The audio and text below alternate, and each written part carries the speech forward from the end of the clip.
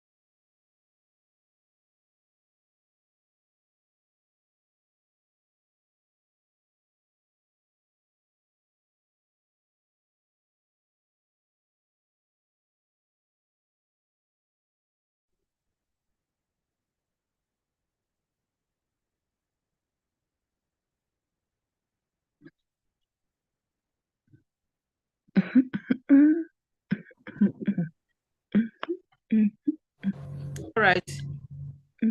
So let's continue.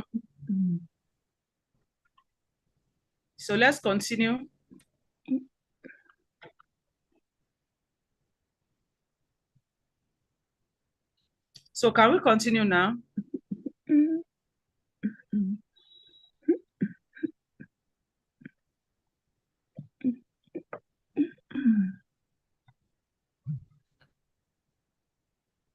Dr. Yelami.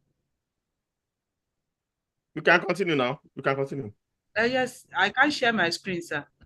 Oh, sorry. I've not made you co-host. Yeah, co-host now.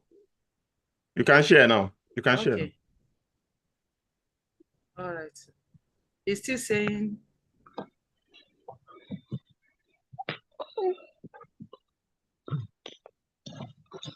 It's still saying I can't share the screen.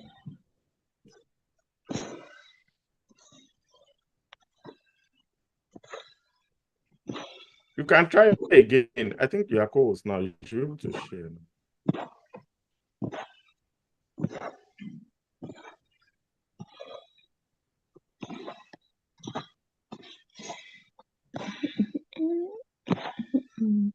Okay, it's sharing now. So let's quickly go to the next topic, topic 6. So far, we have been able to cover most things under the 5th topic. But if there is still any need for clarification under the 5th topic, you can still reach out to me. Then we'll see how we can, maybe in another class, when we are doing revision, we'll go over it again. So if you have questions, don't keep quiet. Just keep it somewhere. Put it somewhere that you can ask. Like the last person that was asking that question on how it can affect both, how equilibrium can be affected by both shift in demand and supply at the same time. So for Rahim, you can still get across to me for more clarification under that. But I want us to quickly look at the topic 6 before we round up this morning. For topic 6 that we have production and the firm. Production and the firm. We are going to look at the concept of production functions, short-run and long-run production, law of diminishing marginal returns, and then economies and economies of scale. Now, let's see how far we can quickly go under the first one, concept of production function. There are some things I will ask you to, with the material that I have here, I will ask you to read up some things on your own, because this is like a familiar ground. What do we mean by production itself? Or if possible, some of us can at least respond to that here in this class. What is production? When the concept of production on its own, what does it mean to you? Who wants to answer that? You can raise up your hand if you are responding to that. And some of these things, okay, Rahim, you can talk. Okay, ma. Production may be defined as the transformation of raw materials into finished or semi-finished goods. All right. Now, another way, transformation of raw materials into finished good and all that. Some other people are raising up their hands. If you have something different from what Rahim has already mentioned. It can also be said as the question of utility. Creation of utility. Yeah. Creating economic value and all that. So the rest of you can put down your hand because of our time. But if you are looking at my screen, thank you all. Thank you all. Production basically is activity that one gets into to create economic value. Transition of raw materials into finished goods. The activities can be physical efforts, and it can also be mental efforts. So we have examples of everything that explains what a production is.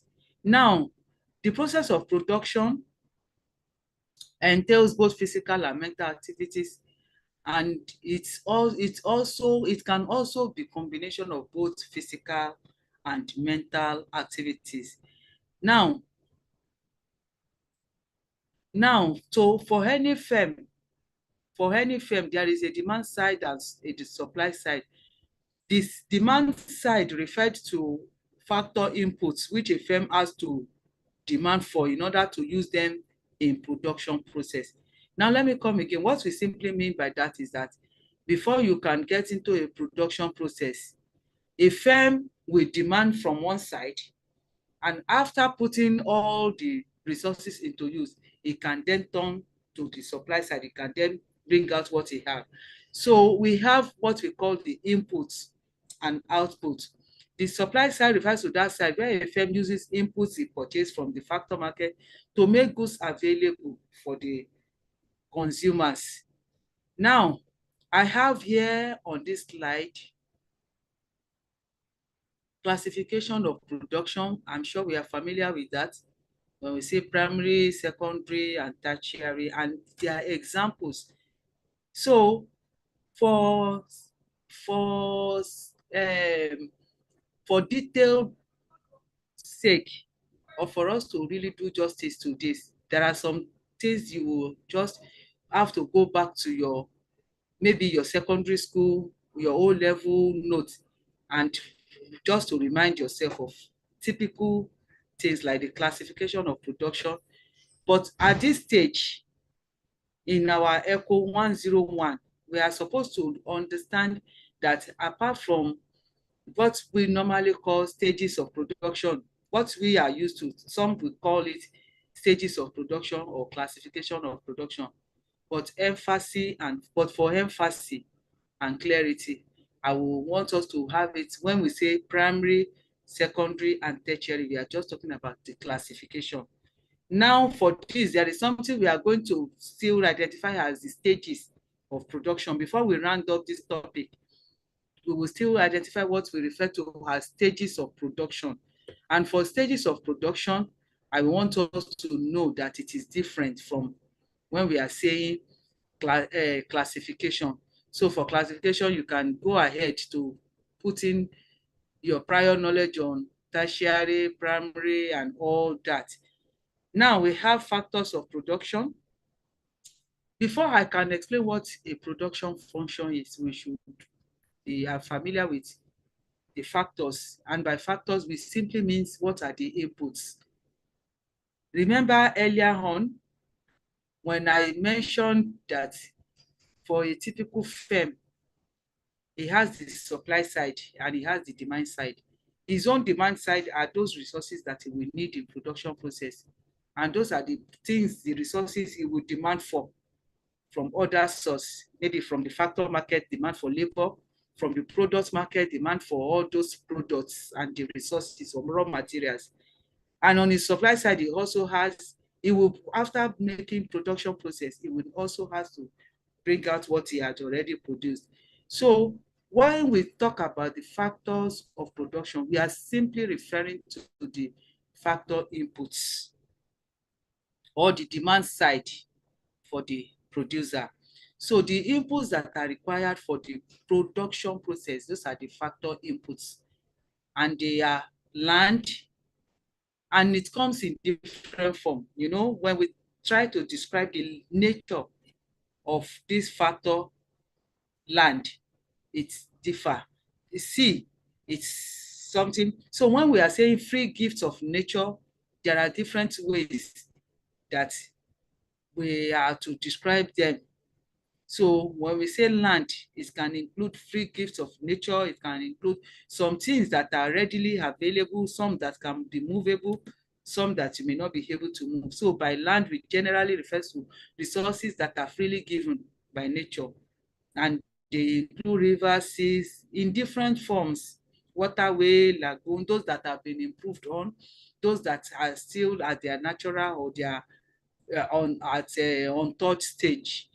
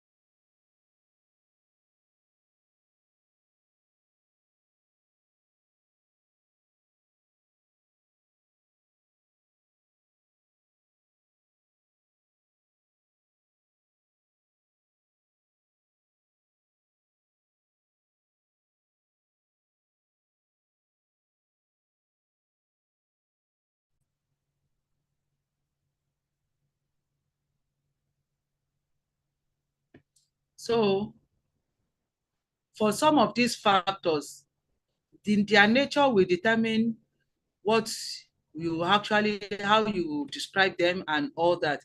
So for land, we have the description that like I've given, we have labor. Now we have two typical human factors. By human factors, I mean labor and entrepreneur. And for emphasis sake, I will want us to bear in mind that these two human factors, one can be active, one can be passive. So for the passive one, that is entrepreneur, we may not lay too much emphasis at this stage.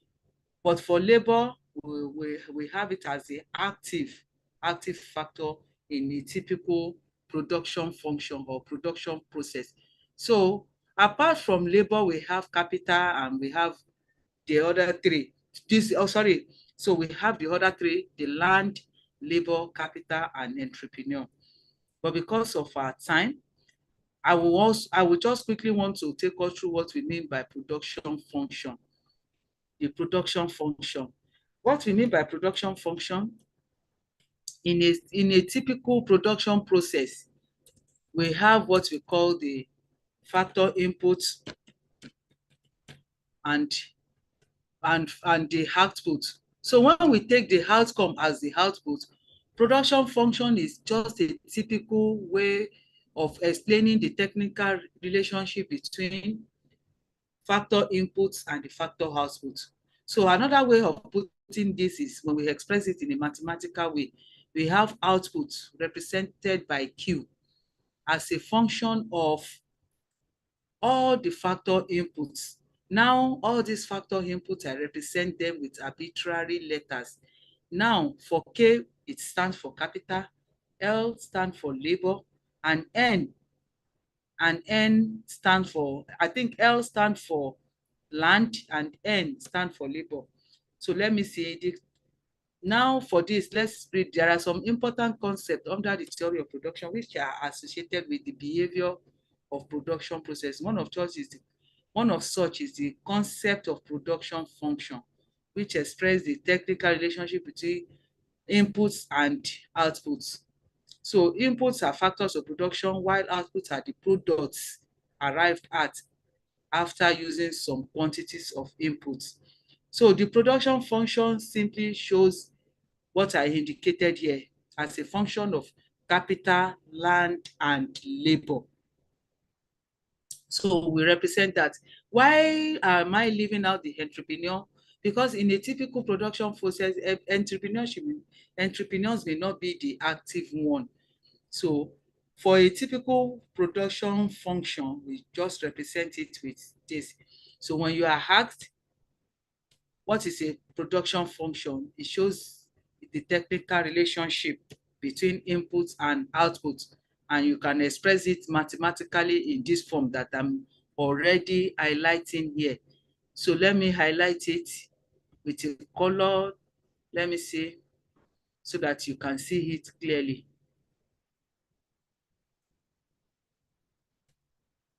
So this is a production function shown with highlighted. So there are other concepts I want us to identify with when we say total products, average products, and marginal products, each of which I've already explained in this note. So what is total product? What is average product? And what is marginal product?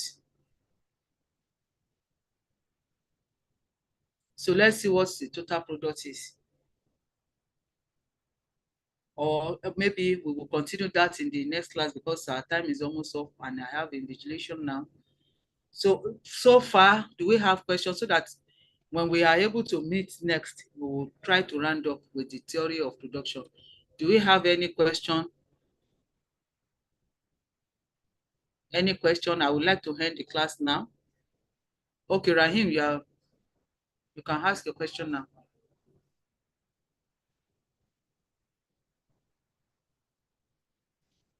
Rahim, you can ask your question now.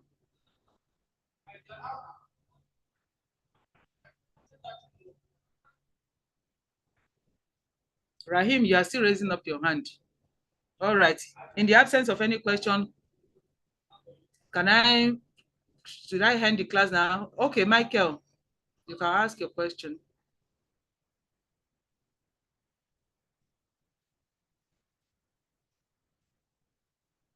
Okay. You can ask your question. Okay. Okay. Good morning, madam. Yeah. Yeah, Yes. please, with the arbitrary indication of the land capital and the labor, why is it in that form? Like it's not related. Like land, it's represent K, it's representing capital. Why so like that? It's not related. It's not Indicated. So like It's not land capital K is representing capital, while L is representing land, and N is representing labor. So it's very confusing. I don't know. all right. So let me just put it in another form, because for LA, let me just put it in this way. I believe you can see my slide. I'm still sharing now. All right. So LA will be land. So the other one, only L will be labor. So let me just quickly indicate it now. Okay, thank you. L, sorry, where K? Can you see it now? Yes, it's capital. Then LA is labor, is land, and only L is labor. So does that explain that now? Yes, ma'am. Very in line. Thank you. We are silent about that of entrepreneur. But I've already mentioned it that I want us to look through all the factor inputs. Before, by their nature, try to identify their characteristics, their nature, and in what form are they inputs. So I've already said you can read that up on your own, because the reason why I'm laying emphasis on that is I want us to take note of that land, that peculiar one, land, and that of capital by their nature, so that we'll be able to identify which one will qualify under the fixed factor and the variable factor when we round up or when we continue with our class in the next class. Thank you. So I want to round up the class now because I'm going for invigilation. All right, so any question that you have, I've already told you that you can keep it somewhere. Then we will ask the question later. Thank you. Dr. Yolami, thank you so much. Kevin, you are raising up your hand. Kevin. All right, so let's round up the class because I need to leave now. Dr. Yolami, thank you so much, sir. Kevin, you can talk now. Let's quickly hear you. Can we get the slides for this topic? All right. Okay, Iku Mapai. Oh, yeah. Oh, are you raising up your hand? Yeah. I wanted to talk about this, like, because the network is, for us doing screenshots, so the network is fluctuating. You can't able to. The network is very bad. It's very bad. It keeps, but okay, noted. We'll see what we can do about that. Thank you.